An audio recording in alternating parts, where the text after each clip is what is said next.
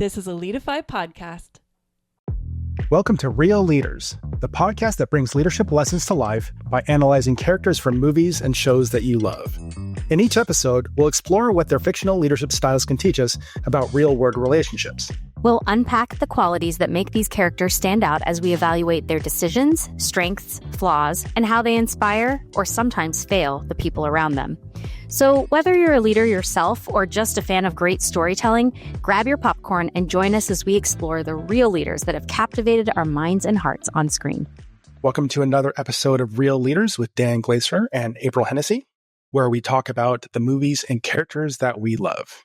Today, we're going to talk about the 1987 movie, The Princess Bride. The Princess Bride is a pretty universally beloved adventure that follows the quest of Wesley, a humble farm boy turned pirate, as he battles evil princes, clever villains, and mythical dangers to rescue his true love, Princess Buttercup. It blends romance, wit, satire, and the story is told through a grandfather who is reading to his sick grandson. And it's basically a layered tale of loyalty, love, and legendary swordplay. Of course, we see over and over that the grandson sort of revolts anytime there is a potential moment of romance or kiss, but he's super happy whenever the swordplay comes into action. You know, that's funny because the very first time I was a kid, when this movie came out, and I remember my sisters wanted to watch this movie, and I was like, the title alone, The Princess Bride, I was like, I felt very much what that grandson felt. Oh, I wasn't sure about it. I bet. Yeah. I love it because it's like it goes back and forth between their relationship and the two of them interacting, and then the cutscenes to the story itself. So it is really fun just to watch that kind of dynamic too of like, oh, this isn't going to be another kiss scene, is it? Yeah. Because I'm sure that there were plenty of kids like you, and like, who is it that plays that role? Fred Savage? Mm-hmm. Yep. Yeah, right? In that role, just being like, no, not another kiss, but kind of in tongue-in-cheek way because you're sort of rooting for them, Yeah. And they did have some epic sword fights in there. So it was really, really cool. Absolutely. And the movie is like endlessly quotable. So yes. I mean, hello. Those are some of the most quoted and recognizable lines of all time. Like even my kids still know it, and they never even, they've seen Princess Bride now, but even when they hadn't, because it's been memed to like infinity. Yes. So the question, or the person that we're going to talk about today, is Inigo Montoya, the Spaniard sword fighter. Yeah, so he's kind of a supporting character, but super important and probably one of the most memorable characters. I would say he's like way more memorable and noteworthy than like Wesley, for instance. Yes. Yeah, right. And so I think the question that we want to try to talk about or answer today as we think about this from a perspective of leadership is, if you've ever felt stuck before in a job or in a role or a position, like what keeps you stuck? Like what keeps you chasing that six-fingered man for eternity? Yeah, exactly. Like why would you do that for 20 years, right? Mm-hmm. So I think that's really what we want to get to today is thinking about, when you're sort of stuck and you have a goal, but you keep staying where you are, why? Why? Yeah. Why would you? So let's break down Inigo Montoya. And I'm not going to say the line. Not yet. Okay. Not yet. At some point, we're going to have to say it. We're going to have to. Yeah. So he was a young boy, and his father was an excellent sword maker. And a six-fingered man comes along and wants to buy a sword that his father would make. So he spent a lot of time and made this amazing sword, and the six-fingered man refused to pay and then killed his father. And then also left Inigo Montoya with 2 scars on the side of his face when he tried to fight back because the swordsman was too much for him. So he went and studied sword fighting and fencing and all the different styles to become the best sword fighter he could so that when he came across this man again, he would be able to avenge his father. So along the way, he actually quotes this in the movie. He says, there's not a lot of money in revenge. So he got depressed, kind of fell into a drunken stupor, and was found by Vizzini, who is a Italian kind of, not really sure what his job was, honestly. mean, when we came across him in the movie, like the first introduction was when they were trying to start a war between these two countries. So Vizzini had hired Inigo and Fezzik, the giant, played by Andre the Giant. And they were trying to start this war by kidnapping Princess Buttercup. So we don't really know a lot about Vizzini other than he's kind of a criminal for hire, I suppose. But he had given Inigo Montoya some sense of purpose. You know, he knew he was a great sword fighter, so he could use him for his own skills.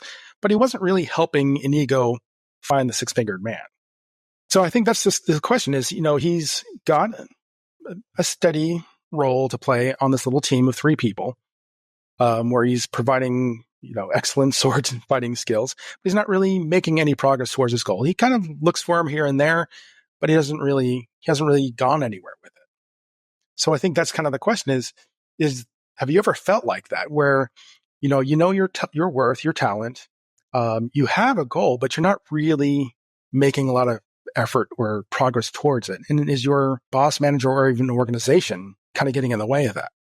Yeah, that's super interesting. And we can talk about the relationship between Vizzini and Fezzik and Inigo, because what's really interesting is that like Fezzik and Inigo are almost these like foils for each other, because on the one hand, Inigo has like trained, right, his whole life in this way. He is dedicated, he has practiced, he has studied, he's like made a goal.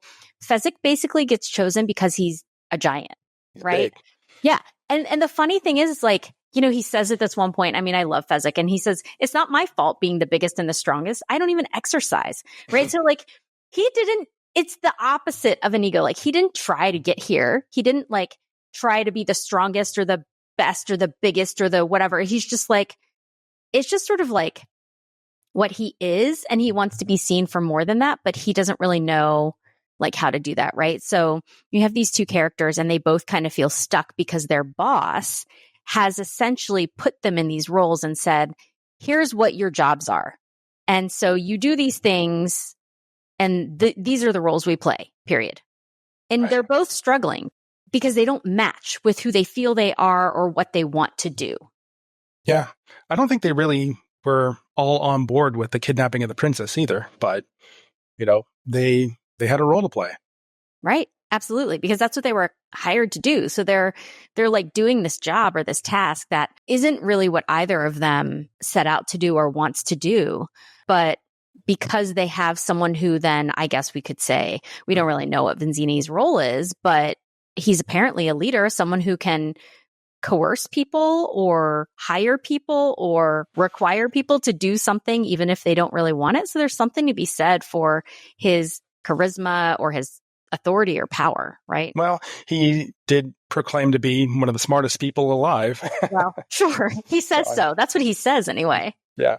And I will give him points for, I mean, he understood their talent and he was able to use it to his own purpose.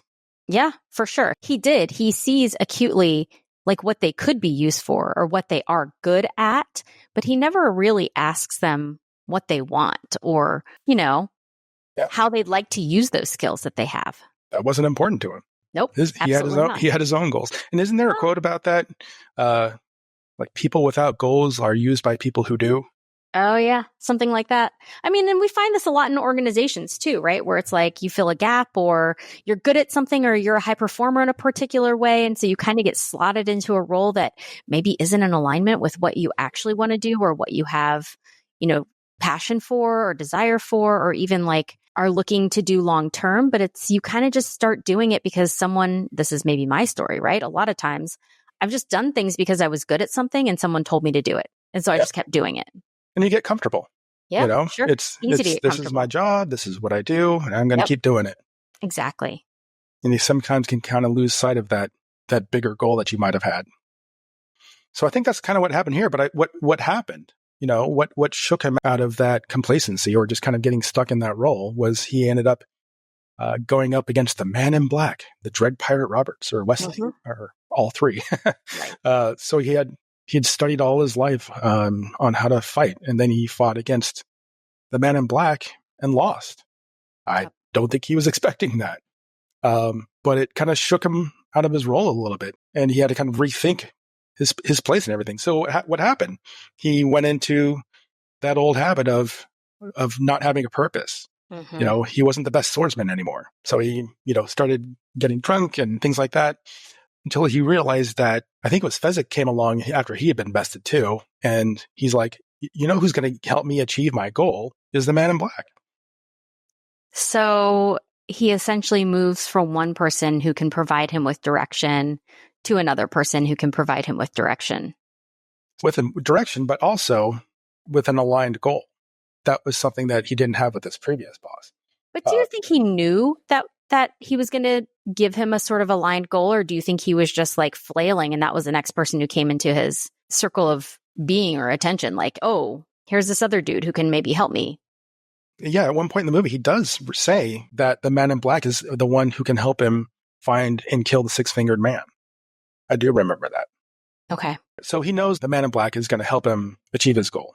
So he goes to find him, but I think that was the point in the movie where he had met up with the six-fingered man. Wesley did. Met up with the six-fingered man and knocked him unconscious and kidnapped him and drove him near to death. What was interesting, what thought that came to me during that whole scene was Vicini, his boss, was gone. And, he was dead. He didn't know that, but he was dead. He was just sitting there waiting for him. Mm-hmm. He didn't go looking for him. He just sat there and waited. But for the Man in Black, he went and searched for him. So I'm just like, where was the loyalty he had to Vicini? Interesting. He just kind of left him behind. Yeah. Well, and I guess maybe it's when he realized that Vicini was not aligned with him, not only not in his ultimate goal, but also kind of in his values. I mean, Inigo, even though he wants to kill this dude, right? He definitely has a sense of ethical behavior and value system. He's loyal. He cares about the people around him.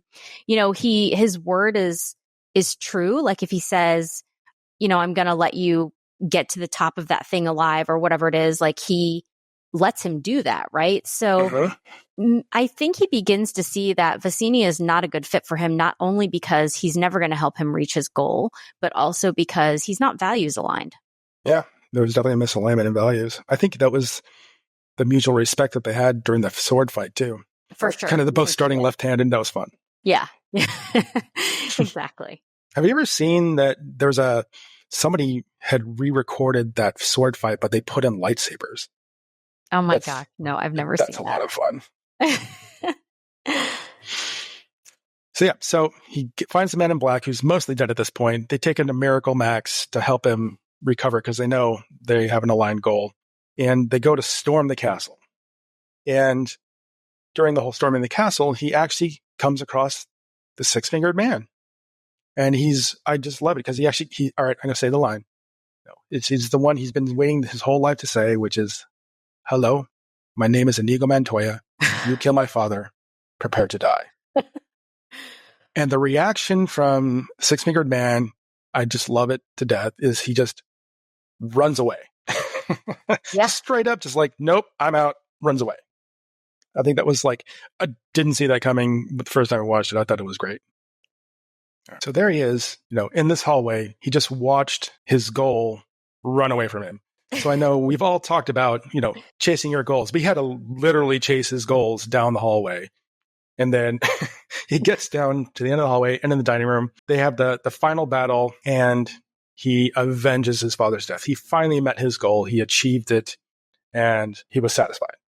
If you've seen the movie, you kind of know how it all ends, Yeah, I guess we should have said spoiler alert. Did we ever say that? Oh, well. Too late. Well, at this point, it's 30 years later. You should have watched the movie by now. You've had the time to watch it. And if you haven't watched it, go and watch it. It's a great movie. Very classic.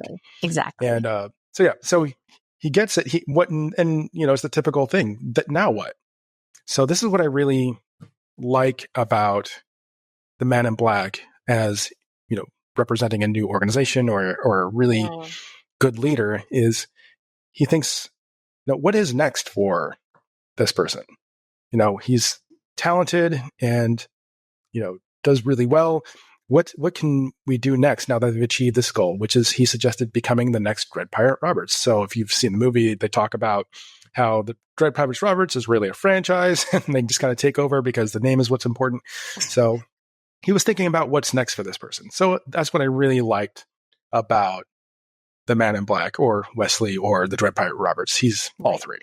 Right. Like he's actually thinking about this person's talents and skills and also potentially weighing, his own, like the desires of Inigo Montoya, right? Like not just what Inigo can do for him, but what Inigo might want to do next with his own lifetime, career, whatever.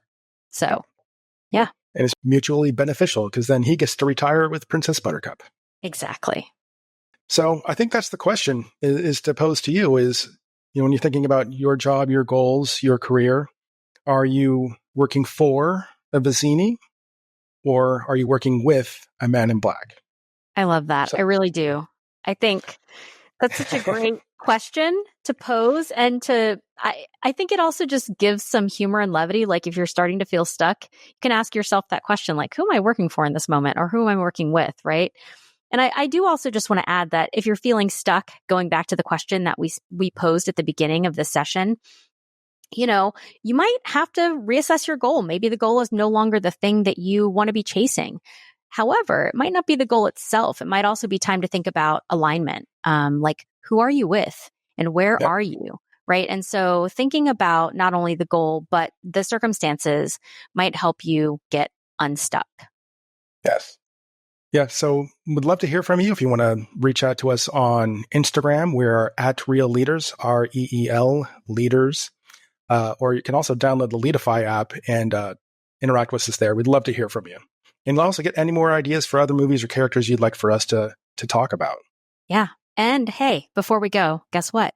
I have a kind of funny story. I actually met Inigo Montoya, also known as Mandy Patinkin.